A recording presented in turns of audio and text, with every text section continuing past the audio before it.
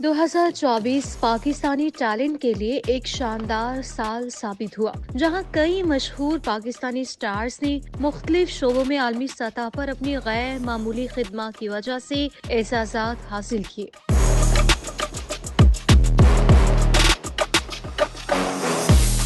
پاکستان کی مقبول اداکارہ ماہرہ خان کو نومبر 2024 میں برطانوی پارلیمنٹ کی جانب سے ڈسٹنگوشڈ آئیکن کے ایوارڈ سے نوازا گیا۔ یہ اعزاز ماہرہ خان کی شوبز انڈسٹریز میں خدمات اور ثقافتی منظرنامے پر ان کے اثرات کے اعتراف میں دیا گیا۔ پاکستانی خاتون موسیقار عروج آفتاب نے 2024 میں اپنی بین الاقوامی مقبولیت کو مزید بڑھایا۔ ان کے البم نائٹ ٹرین کی ریلیز اور مشہور گلاسٹنبری فیسٹیول میں ان کی پرفارمنس نے انہیں عالمی موسیقی کی دنیا میں ایک اہم مقام دلایا۔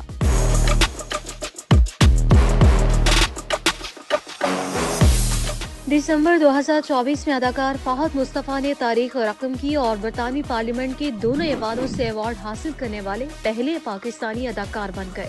انہیں ہاؤس آف کامنز کی جانب سے diversity and cultural impact award اور ہاؤس آف لارڈز کی جانب سے گلوبل کلچرل یونٹی ایوارڈ سے نوازا گیا، جو ان کی شوبز انڈسٹری میں خدمات اور ثقافتی ہم آہنگی کو فروغ دینے کے اعتراف میں دیے گئے۔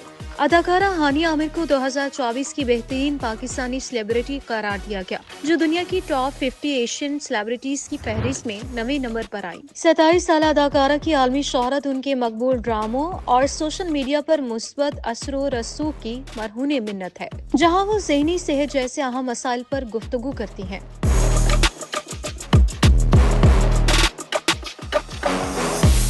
عائشہ ندیم نے اگست 2024 میں پیرس اولمپکس میں پاکستان کے لیے ایتھلیٹکس میں پہلا اولمپک گولڈ میڈل جیت کر تاریخ رقم کی۔ انہوں نے مردوں کے جیولن ایونٹ میں بھارت کی دفاعی چیمپئن نیرج چوپڑا کو شکست دے کے قوم کا سر فخر سے بلند کیا۔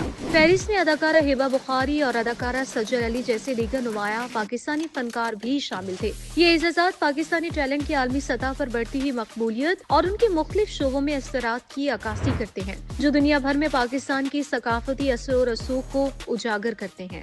یوٹیوب پر گوگلی نیوز دیکھنے کے لیے youtube.com کی سرچ بار میں googly news T V type کریں۔ گوگلی نیوز کے پیج پر سرخ رنگ کے سبسکرپشن والے بٹن پر کلک کرنا نہ بھولیے۔ یوٹیوب پیج پر اپلوڈ ہونے والی ویڈیوز سے باخبر رہنے کے لیے بیل آئیکن پر کلک کیجیے۔ آپ کو ہر نئی ویڈیو کے بارے میں نوٹیفیکیشن موصول ہو جائے گا۔